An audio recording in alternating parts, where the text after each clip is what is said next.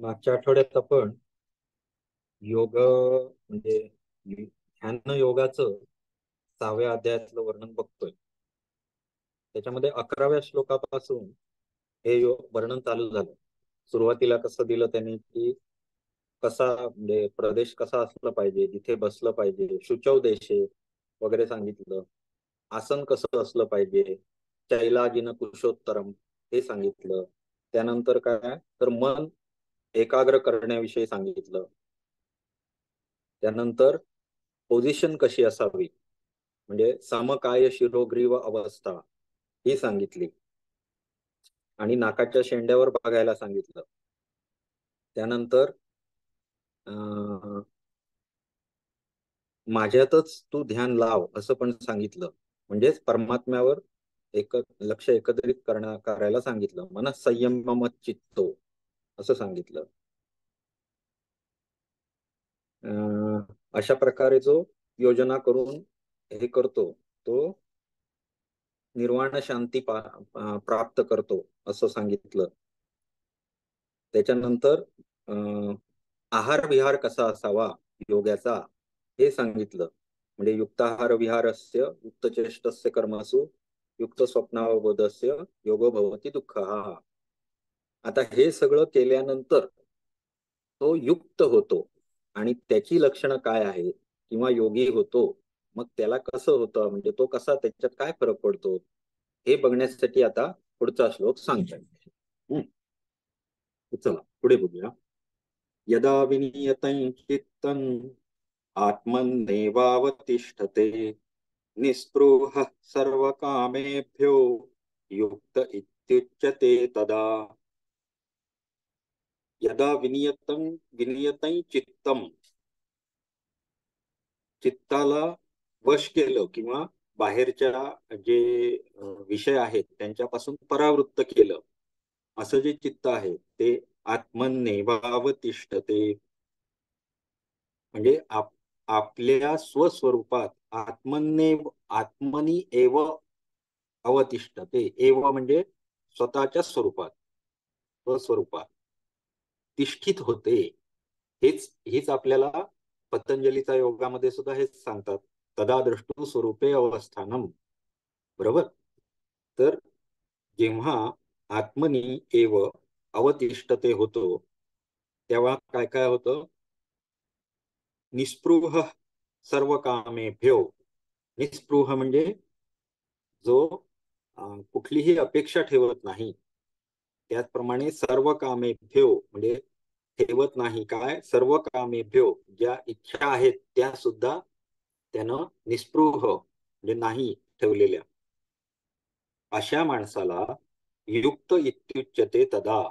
अशाला युक्त म्हणावे किंवा योगी असे म्हणावे असं म्हणतात. म्हणजे हा जो युक्त हा शब्द आहे हा भगवद्गीतेमध्ये तुम्हाला भरपूर ठिकाणी मिळणार, पण त्याची डेफिनेशन इथे केलेली आहे. म्हणजे जो प्रत्याहार करू शकतो असा योगी आहे. जो काय झालेला आहे तर त्याच्या सर्व इच्छा आकांक्षा त्यानं बाजूला ठेवलेल्या आहेत. म्हणजे जो परावृत्त झालेला आहे संसारापासून असा जो योगी आहे त्यालाच फक्त युक्त किंवा योगी असं म्हटलं जातं. पुढचं आता जो योगी आहे त्याच्या चित्ताची स्थिती कशी असते हे दाखवण्यासाठी इथे पुढचं उदाहरण देतात. मागच्या एका उपनिषदामध्ये हे मी उदाहरण वापरलेलं बघा, तुम्हाला आठवतं का की याचं जे चित्त असतं ते कसं असतं. तर यथा दीपो निवातस्थो नेंगते सोपमा स्मृता योगिनो यत चित्तस्य युञ्जतो योगमात्मनः. निवात स्थळी, निवात किंवा निर्वात, वात म्हणजे वारा, वारा जिथे येत नाही अशा ठिकाणी असलेल्या दिव्याची ज्योत जशी हालचाल रहित असते तसं योग्याचं किंवा हा योग्याचा वश केलेलं चित्त तशाच प्रकारचं असतं. युञ्जतो योगमात्मनः. त्याला युञ्जत म्हणजे योजना करून किंवा त्याला पर्यायी म्हणून हे उदाहरण वापरता येईल असं ते सांगतायत. कशा प्रकारे असतं योगाचं चित्त, तर जसं निर्वात स्थळी एखादा दिवा कुठलीही हालचाल न होता सतत तेवत राहतो, तशा पद्धतीत सतत तेवण्याची क्रिया ही चित्तामध्ये घडत असते. किंवा कुठलीही हालचाल होणे यालाच काय म्हणणार आपण, तर वृत्ती जागृत होणे किंवा सतत मनात दुसरे दुसरे विचार येत राहणे. हे न होता सतत ते एकाच इंटेन्सिटीनं तेवत राहतं. आणि त्याच्यामध्ये कुठलं युंजत कुठे झालेला आहे तो, तर परमात्मनी, जे परमात्म्या म्हणजे मत चित्तो असं पण सांगितलेलं आहे, माझ्यावर ध्यान लाव. हे सगळं त्यानं केलेलं आहे. युक्त आसीत मत पराहा. बरोबर. सर, हा. ह्यानी दिव्याची उपमा दिली आहे. हो. मग पर्वताची का नाही दिली? हा. आता अं, स्वभाव म्हणजे पर्वत जो आहे तो आपण म्हणजे म्हटलं तर स्वतः अचल आहे. परंतु दिव्याची उपमा कशी आहे की दिवा हा, तुम्हाला मागे पण मी उदाहरणामध्ये म्हटलेलं की दिवा आणि दिव्याचा प्रकाश ह्या दोन गोष्टी तुम्हाला द्योतक म्हणून वापरता येतात. इथे योग्य अतिशय पडतं. कसं की जर तुमच्या हा. शरीरात आत्मा आहे आणि तो प्रकाशमान आहे किंवा चेतन अवस्थेत आहे, तर त्याची चेतना समजून घेण्यासाठी हे उदाहरण उपयोगी पडतं. उदाहरणार्थ दिव्याला प्रकाश असतो, बरोबर आहे. दिव्याची जी ज्योत असते ती ज्योत तेवत असते आणि त्याच्या आजूबाजूला प्रकाश पडत असतो. शरीरामध्ये आपल्या आत्म्याचं अस्तित्व पण असंच असतं की आपल्या शरीरामध्ये चेतनता का असते, तर चेतन तत्व आतमध्ये आहे. त्याची चेतना च्या स्वरूपात आपलं शरीर सगळं हालचाल करत असतं. अशा पद्धतीत समजून घेण्यासाठी ते उदाहरण योग्य आहे इथे. असं पण चेतनेशी. म्हणता येईल ना सर, पर्वत पर्वत हा त्याचा गुणधर्मच आहे, तो अचल असणार आहे. हो. तसं दिवा हम्म. दिवा हा वाऱ्याची लागेल तो फडफडतो. हा, बरोबर. पण फडफडणारा दिवा मात्र जिथं वारा येत नाही तिथं तो शांतपणे तेवत असतो. तर तेवत असतो. त्याप्रमाणे आपलं चित्त पण भरकटतं, पण तरी भरकटतो. पण आपल्याला, हा, भरकटतं तरी पण आपल्याला त्या जिथं निर्वात आहे त्या ठिकाणी दिवा जसा राहतो तसा आपल्या मनावरती आपल्याला हा. संस्कार करायचे. पर्वताचा गुणधर्मच निश्चलता हा आहे, परंतु ज्योतीचा मात्र तसा नाही आहे. आणि नसताना सुद्धा जो त्याच्यावर नियंत्रण मिळवून गोष्ट करायची आहे ती दाखवण्यासाठी म्हणून हे उदाहरण त्यांनी घेतलेलं आहे. जसं दिव्याला जसं हवेचा स्पर्श होताना ती हालचाल होते किंवा हवेचा स्पर्श नाही झाले तर स्थिर राहतो. तसं हो. चित्तामध्ये जर समजा आपल्या वृत्तीस थांबल्या तर आपलं हा. चित्त स्थिर राहतं, असं स्थिर त्यांना राहतं सांगायचं. असंच सांगायचं हा. आहे. या हा. श्लोकाचा आता सेम पर्वताला अर्थ आहे. वारा लागला काय, त्याला नाही लागला काय, काही फरक काय पडणार होणार नाही त्याला. नाही. हा. असं म्हणून ते योग्य पडतं इथे. आता पुढे यत्रो परमते चित्तम निरुद्धम योग सेवया यत्र चैवात्मनात्मानं पश्यन्नात्मनि तुष्यति. आता या योगाचे म्हणजे योगाचं आपण अनुसरण केलं किंवा योग जर आचरणात आणला तर कसं कसं या गोष्टी होत आहेत याच्याविषयी सांगतात.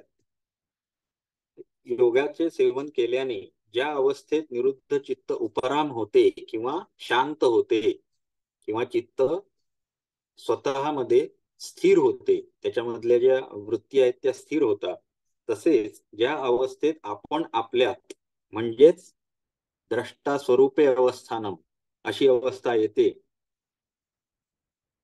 ही अवस्था ही आपली योगातली उत्तम अवस्था सांगितलेली आहे. या अवस्थेपर्यंत योगात आपल्याला जायचं आहे असं हे इथे सांगताय की यत्रोपरामते जिथे चित्ताचा उपराम होतो आणि आपण स्वतः म्हणजेच माझा मूळ मूळ मालक चेतन तत्व हे आपण आपल्यातच स्थिर होतं. तदा द्रष्टू स्वरूपे अवस्थानम, ही अवस्था येते. आपल्यातच संतुष्ट राहायला, तुष्यती म्हणजे संतुष्ट राहायला लागतो. आता त्याच्यामध्ये सच्चित आणि आनंद स्वरूप अशा पद्धतीत याचं वर्णन केलं जातं. कशाचं? आत्मस्वरूपाचं किंवा परमात्म स्वरूपाचं. तर हे जे आहे हे कायम लक्षात ठेवायचं.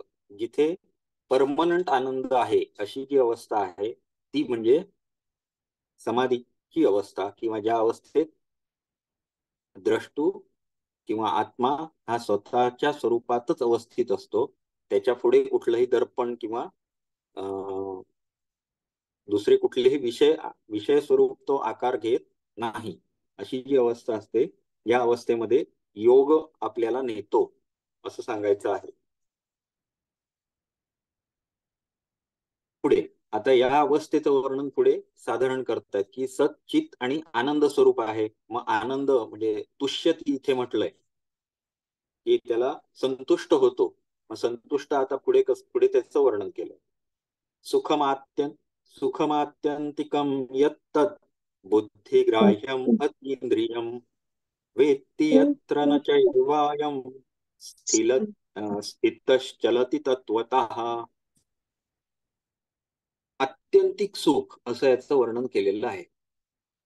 म्हणजे आपण प्रत्येक गोष्टी या आपल्या इंद्रियांना सुख मिळवण्यासाठी एक लेवलचं सुख म्हणत असू की मला आनंद झाला. किती आनंद झाला?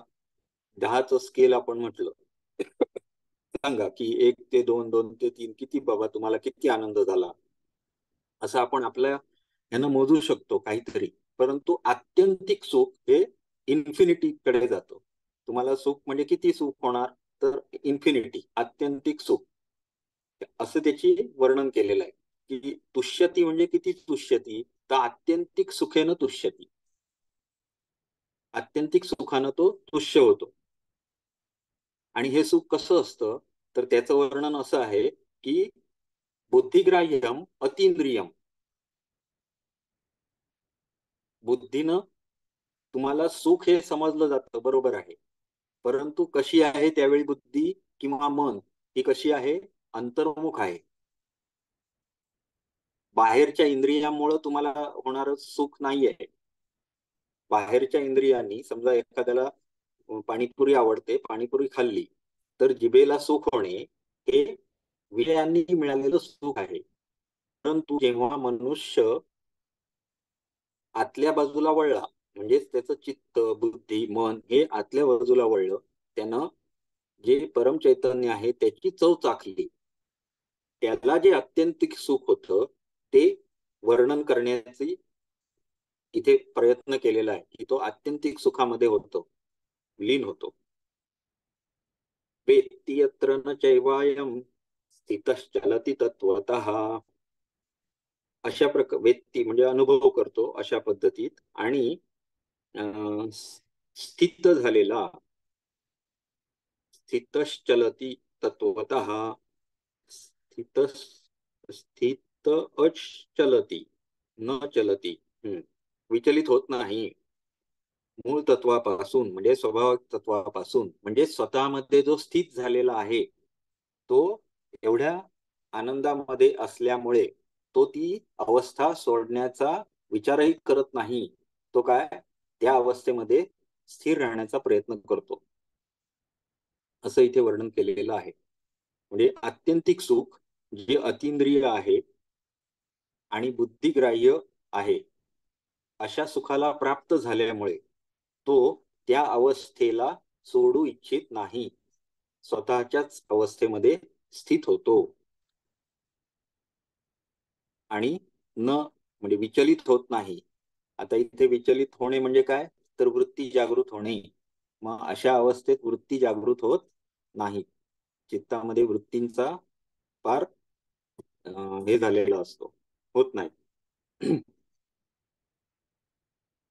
आता हे जे मूळ तत्व आपल्यातलंच आहे या तत्वापासून तो विचलित होत नाही असं म्हणतात. कारण का, तर आपलं चित्त हा जो प्रकार आहे तो त्यानं आपल्यामध्येच लावलेला आहे, म्हणजे आत्म्यावर केंद्रित केलेला आहे.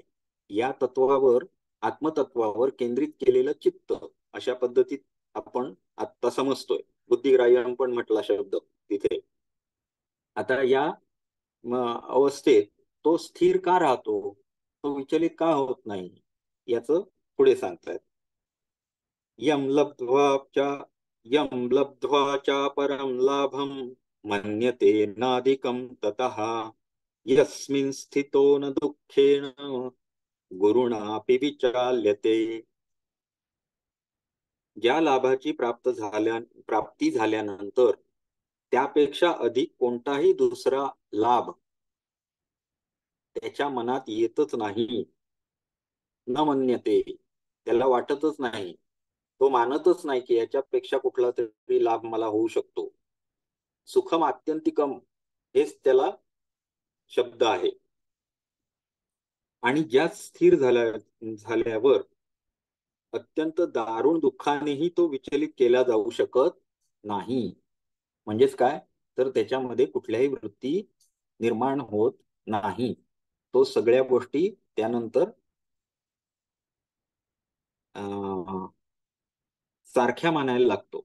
सर्व गोष्टींना एक रूप मानायला लागतो. आणि एक रूप म्हणजे परमात्म तत्व सगळीकडे बघायला शिकतो. तसंच तो सुख आणि दुःखामध्ये सुद्धा सम अवस्थेत राहतो. हे सुद्धा पहिल्यांदी वर्णन आलेलं आहे. कारण का, तर त्याच्या वृत्तींना तो तेवढं महत्वच देत नाही. तो अहम फक्त ब्रह्मास्मी म्हणावं लागेल. अहम ब्रह्मास्मी होतो. बरोबर. तर आता हे सगळं जेव्हा आपण बघत जाणार, तसं आपल्याला हे समजत जाणार की आपल्याकडे उपनिषदामध्ये पण हे सांगितलेलं होतं. त्याचा रेफरन्स कसा वापरला गेला हे आपल्याला कळतं हळूहळू.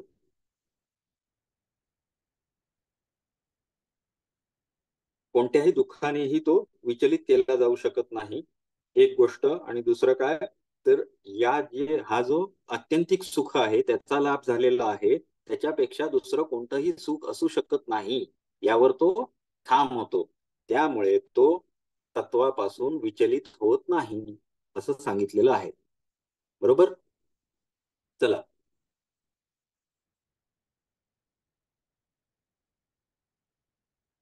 आता पुढचा श्लोक.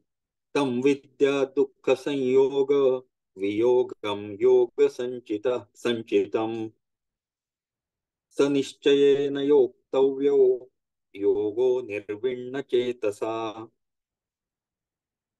ज्या दुःखाच्या संयोगाचाच वियोग आहे त्यालाच योग नावाने जाणून घेतलं पाहिजे, किंवा त्यालाच योग असं म्हणावे. सुखम आत्यंतिकम, कारण काय, तर सच्चित आणि आनंद स्वरूप. हेच पण कशाचं स्वरूप आहे, आत्म्याचं स्वरूप कसं आहे, सच्चित आणि आनंद स्वरूप. बरोबर. मग जो आनंद स्वरूप सततच आहे त्याला दुःख कधी असेल का, नाही.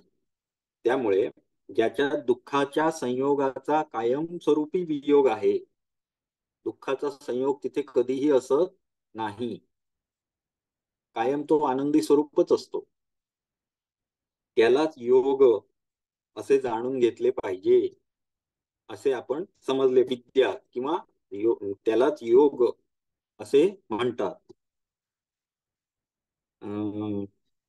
तो हा जो योग आहे ध्यान, अशा योगाचा अभ्यास न कंटाळून सतत निश्चयपूर्वक केला पाहिजे. अनिर्विण्ण चेतसा म्हणजे न कंटाळलेल्या चित्ताने,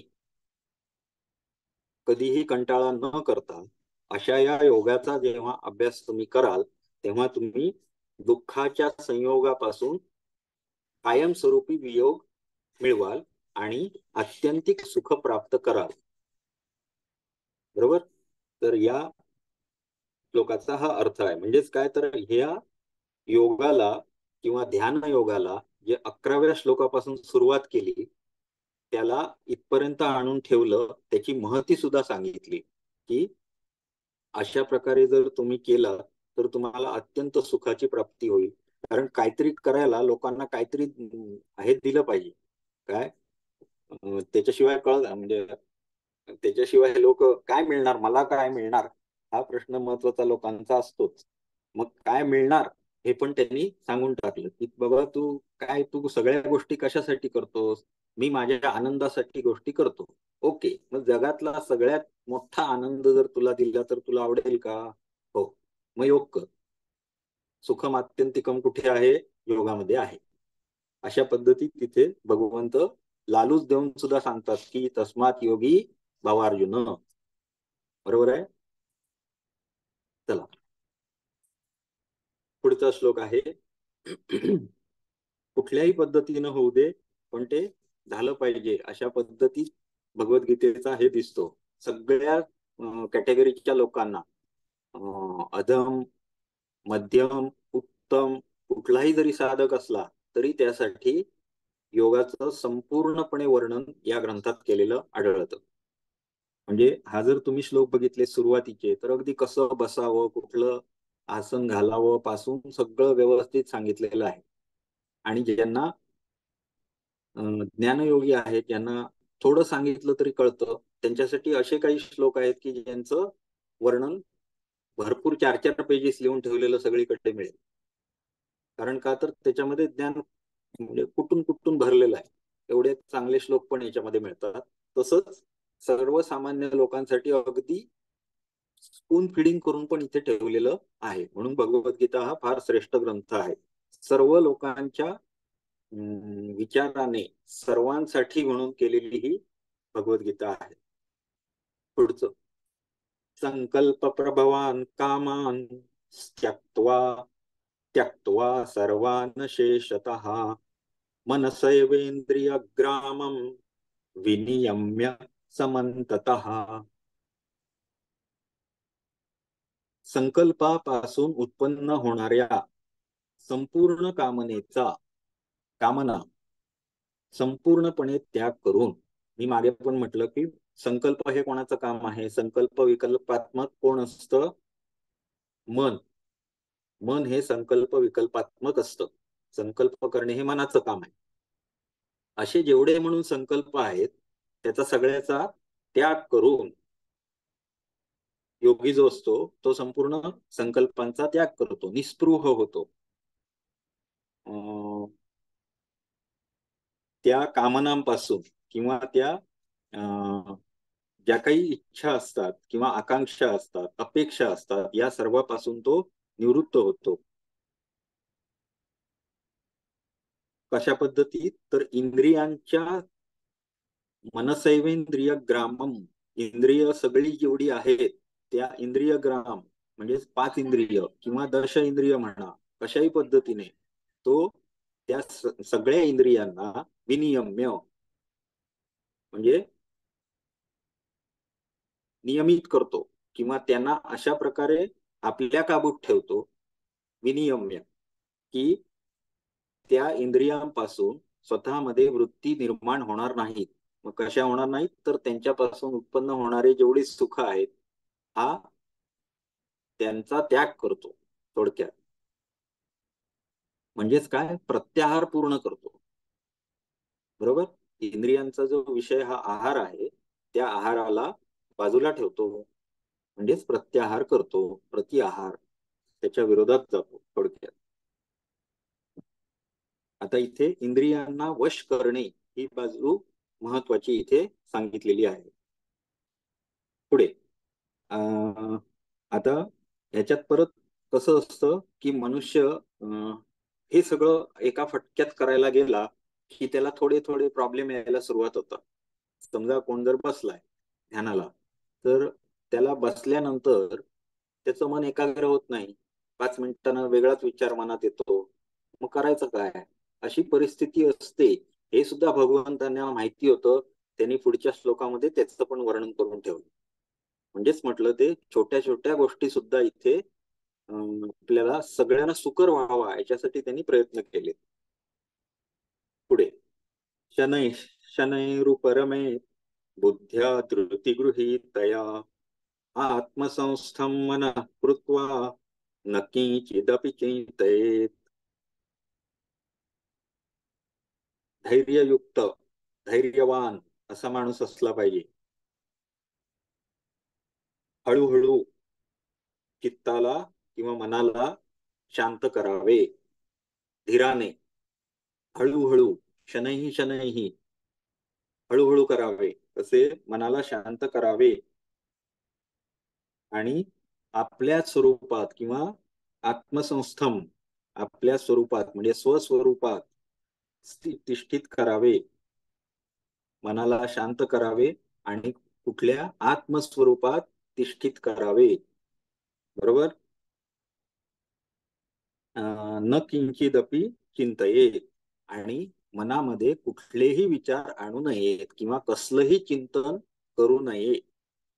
हे अगदी सिंपल गोष्ट सांगितली. आणि ह्याला सर्वात पहिला काय सांगितलं, हे सगळं करायचं कसं आहे, तर शनैः शनैः, म्हणजे लगेच होणार आहे का, तर नाही. शनैः शनैः, हळूहळू करायचं आहे. आणि दुसरी गोष्ट काय सांगितली, तर धृती गृहीतया,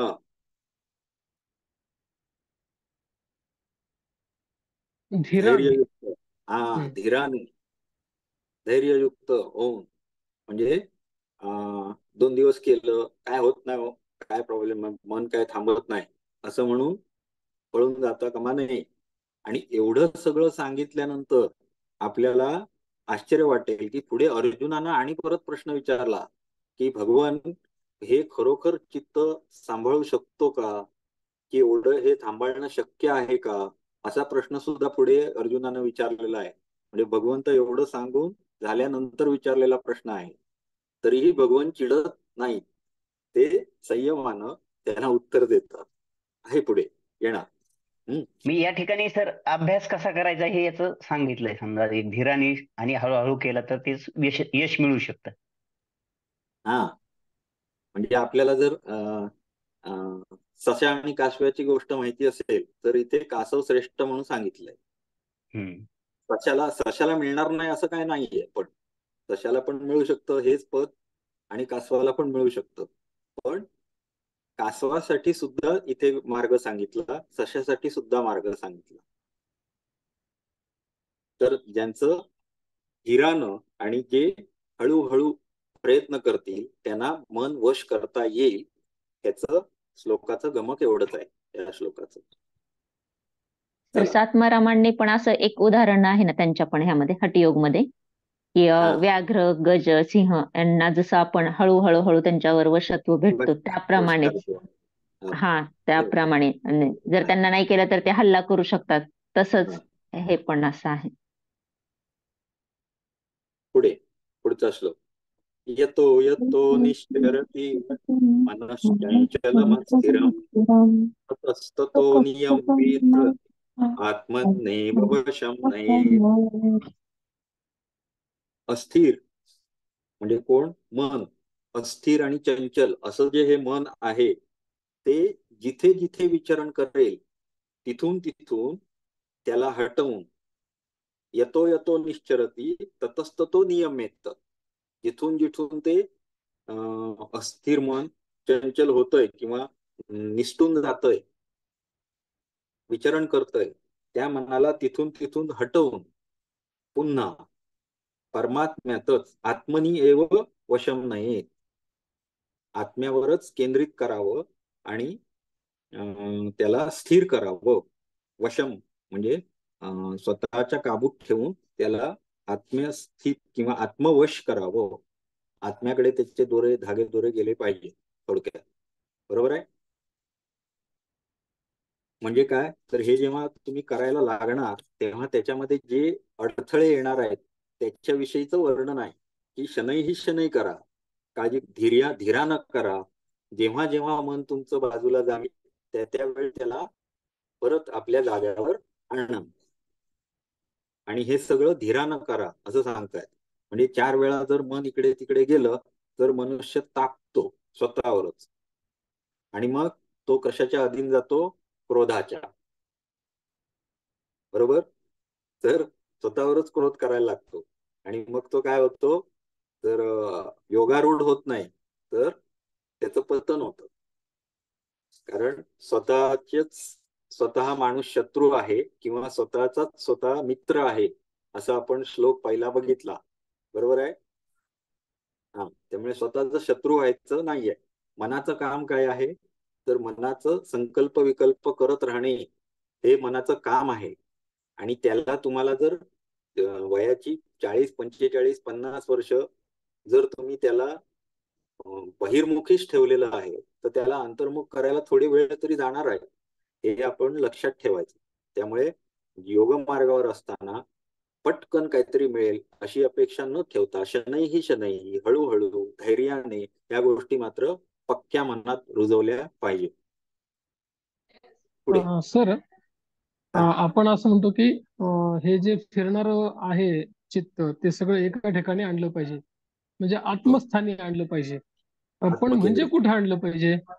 हा, ती जी जागा आहे त्याचं वर्णन नाही करू शकत. ते फक्त सुखम आत्यंतिकम अशी जी जागा आहे ती दुसरीकडे जाऊच शकत नाही. मी तुम्हाला मागे पण म्हटलं की चित्ताची फक्त दोनच कामं आहेत. चित्त माणसाला दिलंच का, तर त्याला दोन कामं देऊन दिलं. एक पहिलं म्हणजे भोग घेणे. भोग घेणे म्हणजे आपण जे जगतोय ते सगळे भोग घेत आहोत सगळे. मग ते जुन्या जन्माचे असतील, आपल्याला प्रारब्ध स्वरूपात मिळालेले, किंवा आपण कर्म म्हणून जे काय करत असू ते सगळं, तर त्याच्यामध्ये आलं. आणि दुसरं अपवर्ग, त्याला दोनच मार्गाने चालता येतं. दुसरा मार्ग त्याला फक्त परमात्म्याकडेच घेऊन जाऊ शकतो. तिसरीकडे कुठेतरी भटकत गेलं असं होणारच नाही. आलं लक्षात? त्याला दोनच मार्ग. मग भोग, जर भोगाकडे तुम्ही प्रवृत्त नाही आहात तर तुम्ही कुठे जाणार, तर परमात्म्याकडे. हेच त्याचं उत्तर. पुढे त्याला जीवात्मा म्हणायचं का सर? भोग भोगणं. हा, जीवात्मा, परमात्मा. काही ग्रंथामध्ये जीवात्मा आणि परमात्मा या आता तुम्हाला पुढे हे दर्शनशास्त्र नावाचं शास्त्र आहे सगळं, ज्याच्यामध्ये मान्यता वेगवेगळ्या जरी असल्या तरी सुद्धा बेसिक जी मनुष्याची स्थिती, मुक्ती हा जो प्रकार सांगितलेला आहे त्याची पण नावं तुम्हाला अनेक ठिकाणी अनेक मिळेल. अपवर्ग हे एक झालं, मुक्ती हे एक झालं, निर्वाण हे एक झालं. अजून काय म्हणजे वेगवेगळ्या ग्रंथामध्ये तुम्हाला जरी नावं वेगवेगळी मिळत असली तरी सुद्धा तुम्हाला जे बेसिक प्राप्त करायचं आहे ते मात्र बदलत नाही.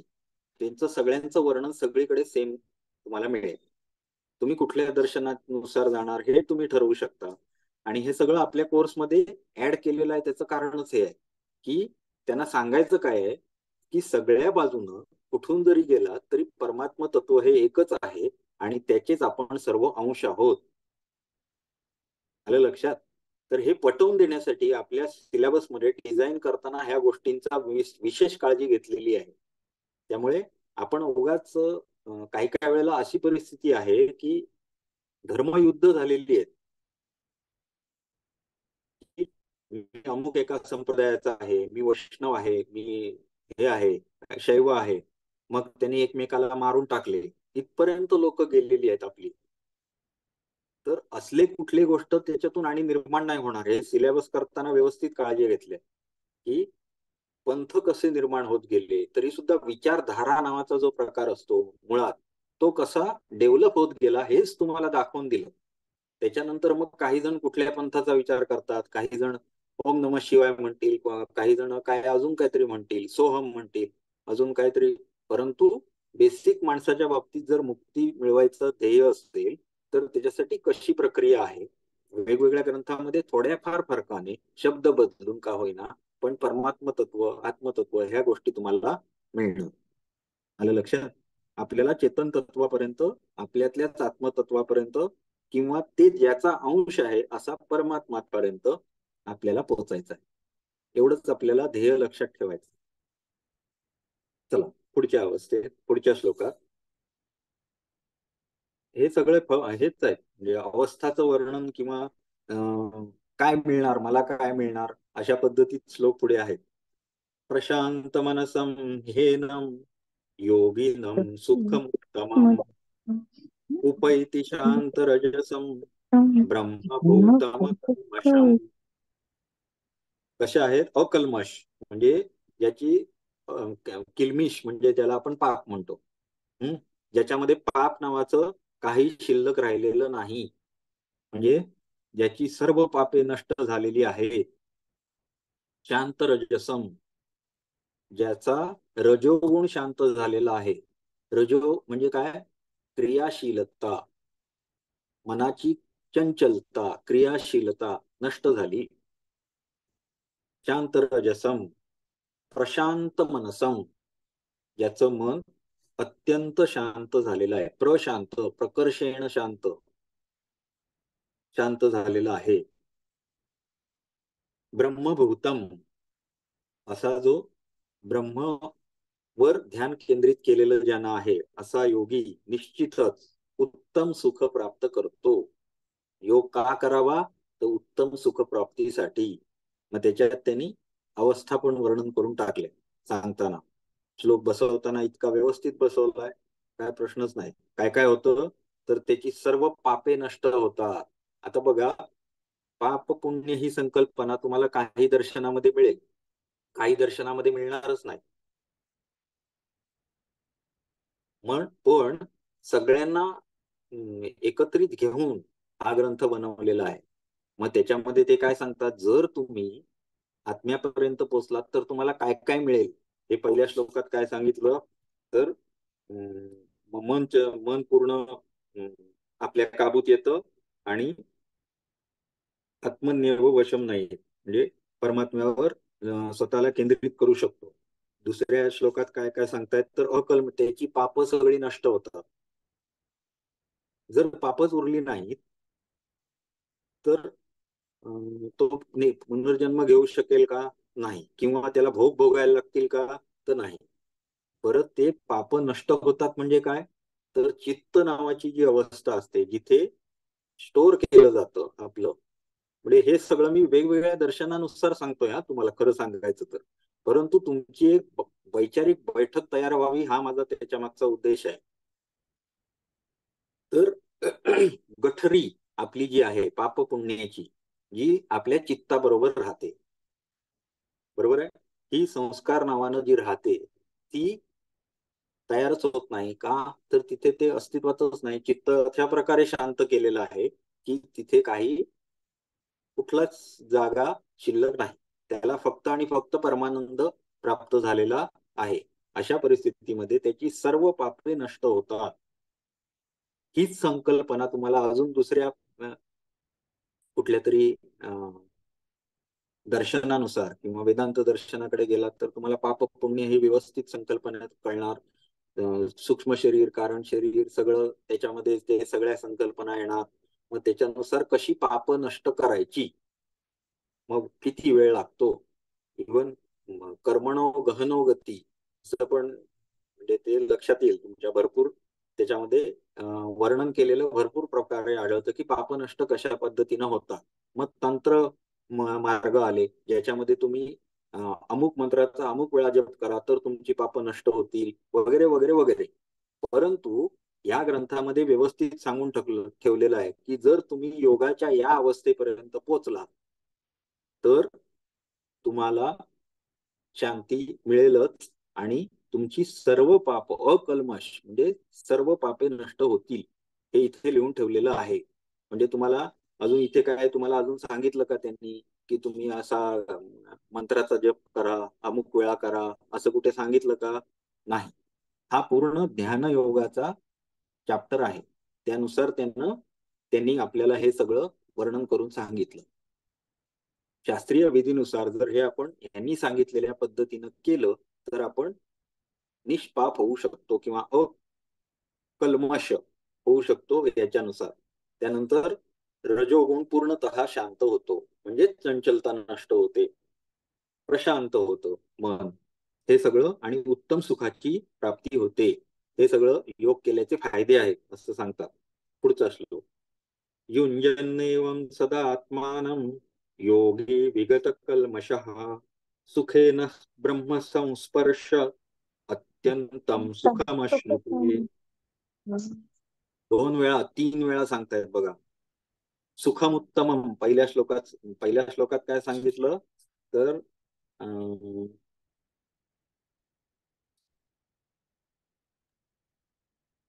रजोगुणाचा मुद्दा दिला. हा ते झालं, पण अत्यानंदाची अवस्था असं सांगितलं बघा. तो श्लोक काय सांगितला?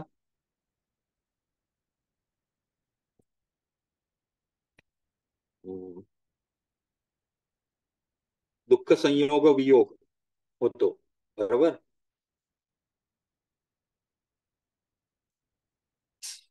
सुखम आत्यंतिकम हे सांगितलं, अत्यंतिक सुखाची प्राप्ती असं एकदा सांगितलं.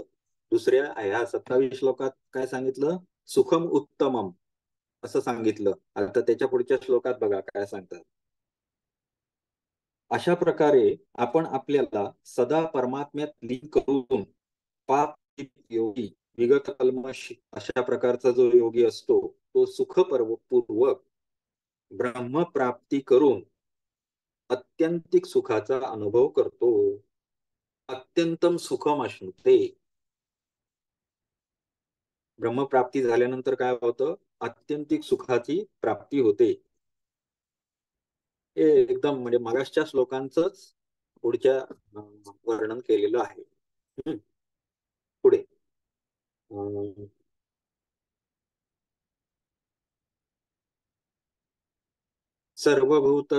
सर्वभूतस्थम आत्मानं सर्वभूतानि चात्मनि ईक्षते योगयुक्तात्मा सर्वत्र समदर्शनः. आता मागे आपण म्हणजे योग म्हणजे काय तर सम्यक दर्शन किंवा अशा पद्धतीत आपण म्हटलं. भगवद्गीता वर्णन काय करते, समत्वम योग उच्यते. समत्वाला योग म्हटलेला आहे. मागे पण आपण बघितलं की समलोष्टाश्म कांचन असं पण सांगितलंय. म्हणजे माती दगड आणि सोनं याच्यामध्ये तो फरकच करत नाही. इवन शत्रू मित्र सुहृन मित्रा हे पण तो श्लोक आहे. सुहृन मित्रार युदासीन तो श्लोक आहे. त्याच्यामध्ये काय सांगितलं तर कुठल्या मनुष्यामध्ये कधीही तो फरक करत नाही. जरी तो शत्रू असला आणि मित्र असला तरीही दोघांकडे समबुद्धीने बघतो असं सांगितलं. आता या श्लोकाचा अर्थ तसाच आहे. आता जर तुम्ही योगी झालात, मगाशी मी सगळ्या ध्यानयोगाचं वर्णन करून झालेलो आहे, तुम्ही योगी झालेला आहात. आता या अवस्थेला पोहोचल्यानंतर तुम्ही परत सम होता हे पटवण्यासाठी पुढच्या श्लोकात सांगितलं. म्हणजे किती बघा ते समजवून समजवून गोड गोड करून आणि किती देणार, बरोबर आहे. ह्याही पेक्षा गोड कोणी करून दिलं, ज्ञानेश्वरांनी. कारण त्यांनी अत्यंत हीन बुद्धीला सुद्धा पटलं पाहिजे अशा पद्धतीची उदाहरणं त्याच्यात घातली आणि ते आणि गोड करून साखरेनं पाजलं लोकांना, बरोबर आहे. त्यामुळे लोकांच्या कल्याणासाठी करुणेप्रतीनं लिहिलेल्या गोष्टी आहेत. या लोकांच्या कल्याणासाठी करुणेनं लिहिलेल्या गोष्टी आहेत. कारण हे लोक या पदापर्यंत पोहोचले. लोकांना कुठलाही याच्यापासून वंचित राहू नये याच्यासाठी लिहिलेलं आहे, सगळ्यांसाठी. परत परत सांग, त्याला कंटाळा येत नाही, त्यांना येत नाही. आणि एवढं सगळं सांगितल्यानंतर परत अर्जुन विचारतो की मनाला कसं काबूत ठेवणं. बघा पुढचा श्लोक. सर्व ठिकाणी आपल्या स्वरूपाला पाहणारा म्हणजे काय तर सर्व गोष्टीमध्ये ब्रह्म आहे किंवा परमात्मा तत्व सगळीकडे अस्तित्वात आहे, सर्व सृष्टीमध्ये त्याचे अस्तित्व आहे, अशा स्वरूपात तो सगळीकडे बघायला लागतो. आणि ध्यानयोगाने युक्त अंतःकरण असणारा आपल्या स्वरूपाला संपूर्ण प्राण्यात स्थित असलेले पाहतो.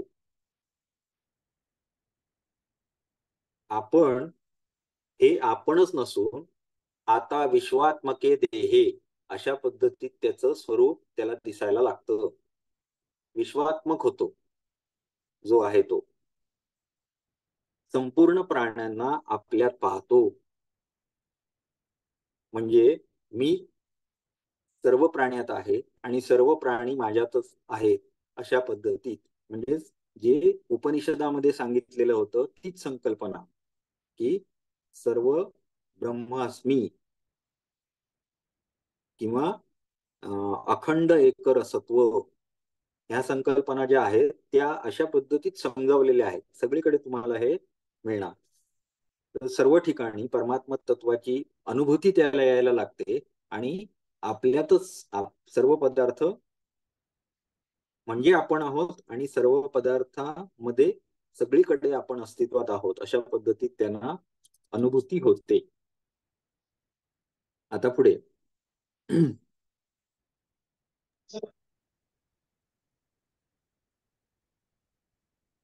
यो मां पश्यति सर्वत्र सर्वं च मयि पश्यति तस्याहं न प्रणश्यामि च मे न प्रणश्यति.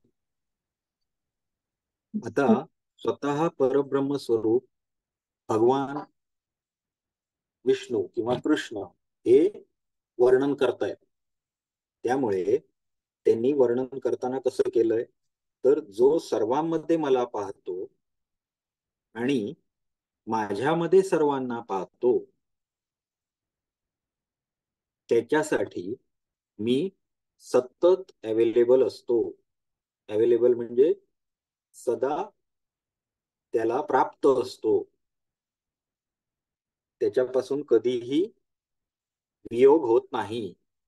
म्हणजेच काय, तर अखंड एकरसत्व, परमात्म तत्व म्हणजे स्वतः श्रीकृष्ण आहेत आणि त्या तत्वानं हे सर्व जग व्यापलेलं आहे. त्यामुळे असा जो योगी असतो जो सर्व गोष्टींमध्ये मला पाहतो, म्हणजेच श्रीकृष्णाला पाहतो किंवा भगवान परमात्म्याला पाहतो आणि परमात्म्यामध्ये सर्व सृष्टीचा साक्षात्कार करतो, सर्व ज्ञान त्याला तिथूनच होतं. तर असा जो आहे, अशासाठी मी कधीही वियोगी नसतो किंवा मी म्हणजे परमात्म तत्व हे कधीही वियोग होत नाही किंवा सतत तो त्याच्याशी एकरूपच राहतो, अखंड एकरस होतो त्याचा, आणि तो माझ्यापासून कधीही वियोग होत नाही. आता हे सांगताना न प्रणश्यती काय ते, तस्याहम न प्रणश्यामी सच मे न प्रणश्यती, हे सांगत असताना आत्म्याचं चित सत हे जे गुण आहेत ते आले. सदा अस्तित्वात असणे. नष्ट गोष्टी कुठल्या होतात, ज्या संसाराशी रिलेटेड आहेत, त्या नष्ट होतात, बदलत राहतात सतत. परंतु जो अनंत काळपासून आहे आणि अनंत काळापर्यंत टिकणारा आहे असं जे तत्व आहे तेच आपल्या सर्वांमध्ये अस्तित्वात आहे. त्यामुळे यांचा कधीच नाश होत नाही. त्याच्यासाठी माझा कधीही वियोग होत नाही. कधीही असाच शब्द वापरलेला आहे. म्हणजे पहिला कधी झाला नव्हता, नंतर कधी होणार पण नाही. सतत तो त्याच अखंड एकरस ही अनुभूती सतत स्वरूपात घेत असतो. म्हणजे त्याला हे देताना सांगतायत ते की काय म्हणतात त्याला, आमिष दाखवतायत की तुम्ही कधीही माझ्यापासून वियोगी होणार नाही, अशा शब्दात सांगतायत की सतत तुम्ही जे भक्तियोगी असतील, काही ज्यांना ज्ञानयोग समजणार नाही असे पण लोक असतात, त्यांना भक्तियोगाच त्यांना भूल घालण्यासाठी भगवान श्रीकृष्णांनी इथे हे या पद्धतीत समजावून सांगितलं की तुम्हाला अशा पद्धतीनं जर तुम्ही गेलात तर तुम्हाला जेव्हा तुम्ही मला माझ्यात सर्व वस्तूंना पाहाल आणि मला सर्व वस्तू पाहाल, अशी जेव्हा तुमची अवस्था होईल तेव्हा मी तुमच्यापासून कधीही दूर जाणार नाही, अशा पद्धतीत समजावून सांगतात.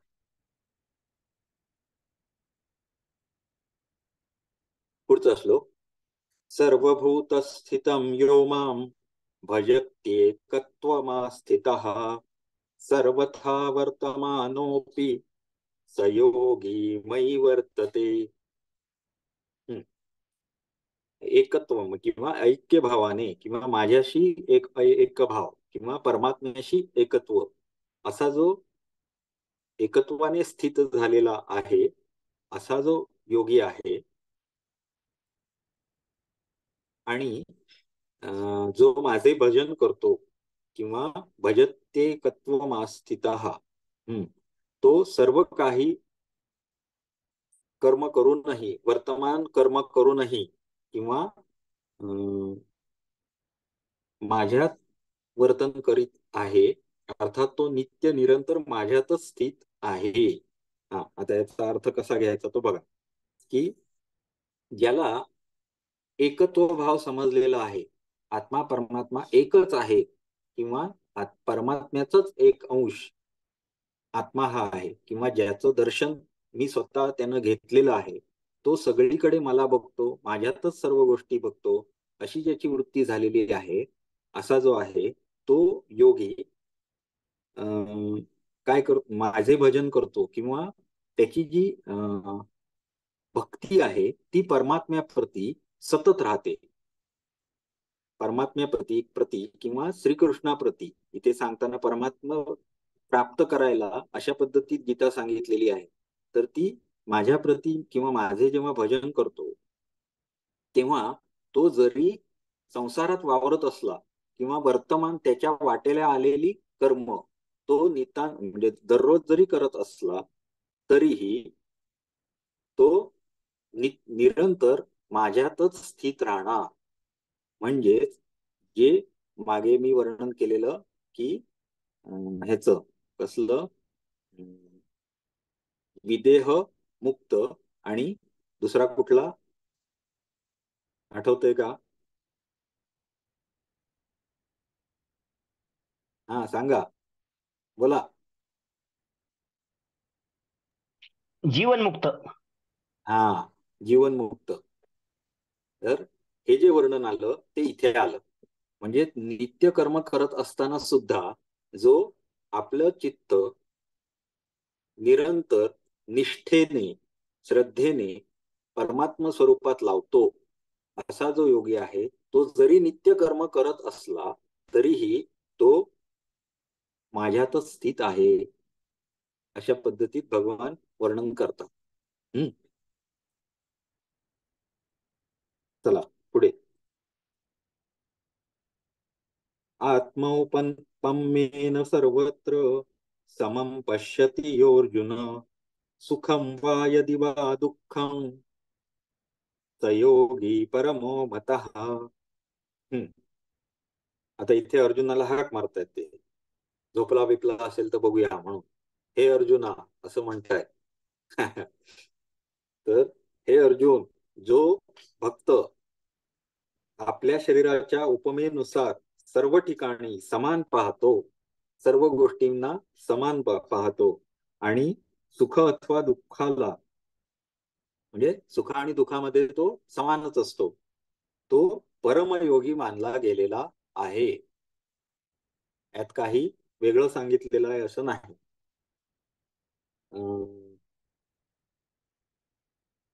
मौपम्येन सर्वत्र समं पश्यति अर्जुन.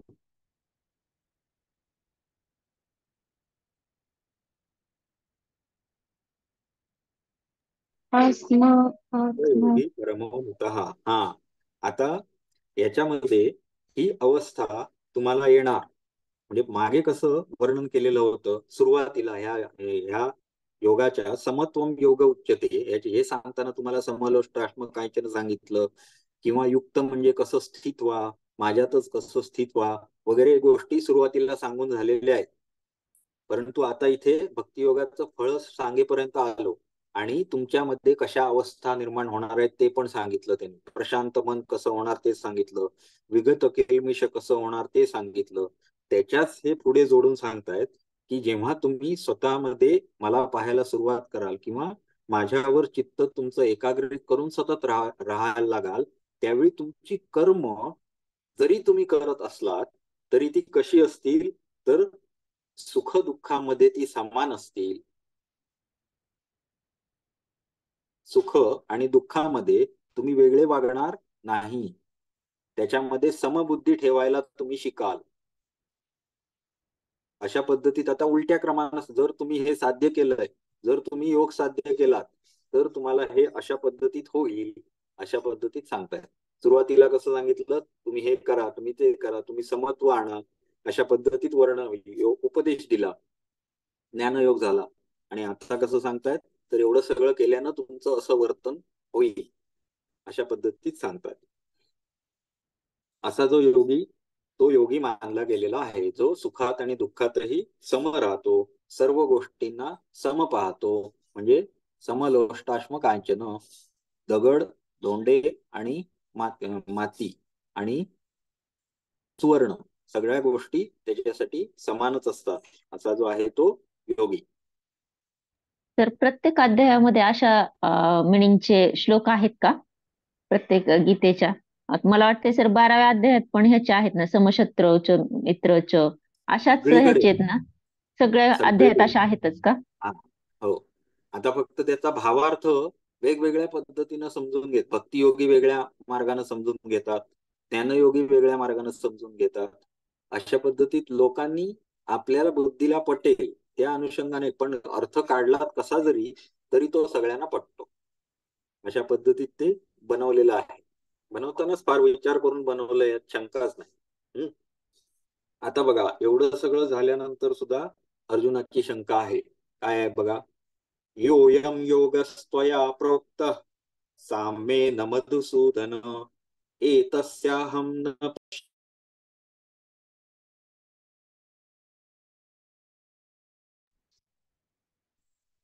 याचा अर्थ बघा काय. हे मधुसूदन, आपण समतापूर्वक जो हा योग सांगितला आहे तो मनाच्या चंचलतेमुळे मी मनाला स्थिर करू शकत नाही त्याविषयी सांगतोय अर्जुन. किंवा त्याला मी स्थिती किंवा स्थिरता पाहत नाही. पश्यामी, मला तर कुठे दिसत नाही. मनाची स्थिती किंवा स्थिरता मला तर कुठे दिसत नाही असं अर्जुन सांगतोय. अर्जुनाला मित्र सखा म्हटलेलं होतं, बरोबर, श्रीकृष्णानं. त्या मधुसूदनाला हे प्रश्न विचारलाय अर्जुनानं. एवढं सगळं सांगून झाल्यानंतर अर्जुनानं हा प्रश्न विचारला. भगवान चिडले का? नाही.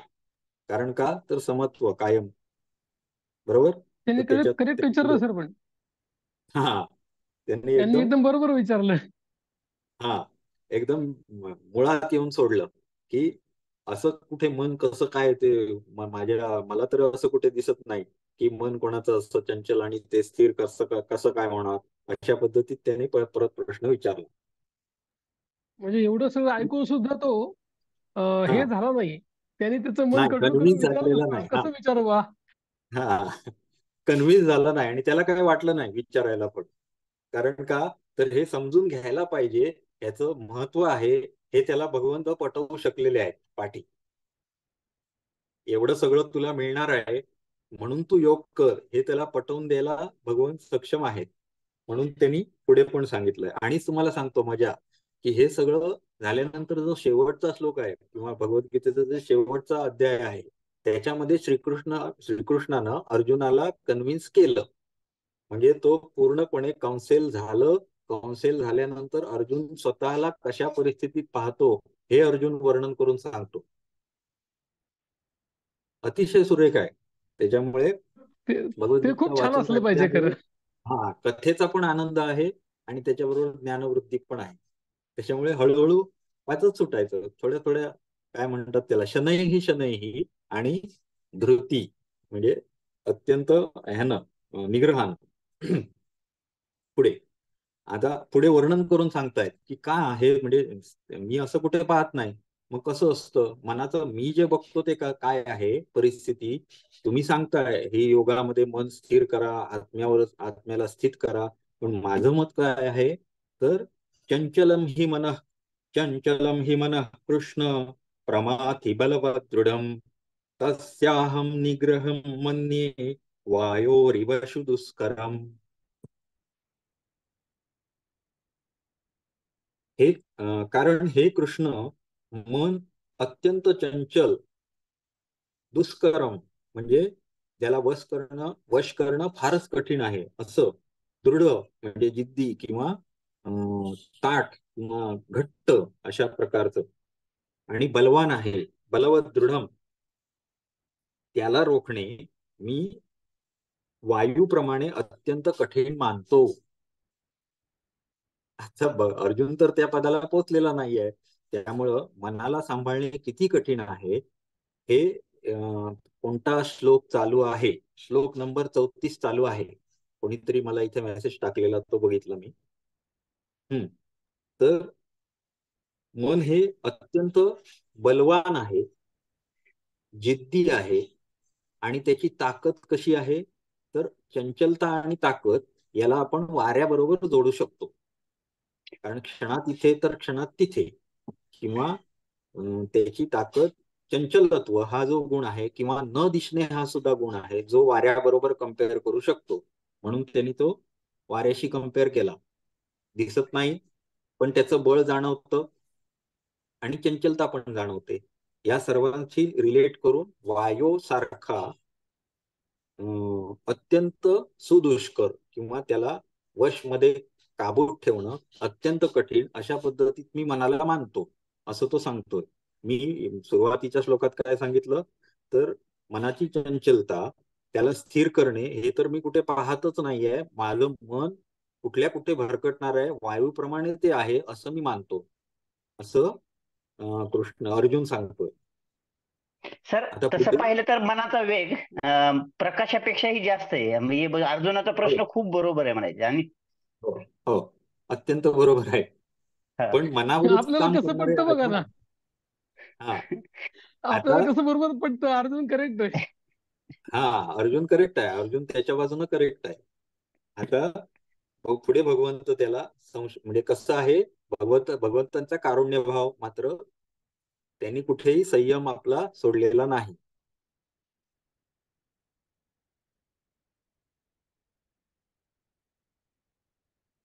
ऐकायला येतंय का? हो. हो सर, ऐकायला येतं. माझ्या इथे कुठला मध्येच एक वेगळा स्क्रीन आला. ओके. हा, आता एकच श्लोक घेऊया आणि थांबूया आपण. भगवान सांगतात, असंशयम महाबाहो मनो दुर्निग्रहम चलम अभ्यासेन तु कौन्तेय वैराग्येण च गृह्यते. तुम्ही मुलाखत घेताना बघितलंय कधी? रेडिओवर मुलाखत वगैरे असेल किंवा टीव्हीवर मुलाखत असेल, ते प्रश्न विचारतात की साहेब तुम्ही ह्या ह्या गोष्टीचं मला जरा वर्णन करून सांगा. मग तो लगेच कसा म्हणतो, अत्यंत चांगला प्रश्न विचारलात तुम्ही. आलाय का अनुभव याचा? आलाय हो. म्हणजे तो काय करतो सुरुवातीला, तर ही मानसिकता आहे की जर मी तुमच्या मनाशी अनुरूप गोष्टी केल्या नाही तर तुमच्या मनाला मी पटू शकत नाही. तुम्हाला जर मी काउंटरच करायला बसलो, नाही नाही तू म्हणतोस ते चुकच आहे, मी म्हणतो ते खरंच आहे, असं नाही करायचं. दुसऱ्याची चूक जरी असेल तरी ती कशी समजावून सांगितली पाहिजे. नाही नाही तू म्हणतोयस ते खरं आहे, पण मी सांगतोय त्या पद्धतीनं केलंस तर तुझं कल्याण होईल. हे समजवण्याची एक कला आहे. ती कला भगवंत इथे वापरतात. तर आपण 8:03 झालीत. भगवंतांची कला आपण पुढच्या अध्यायात बघूया. पुढच्या म्हणजे उद्याच्या ह्याच्यात बघू.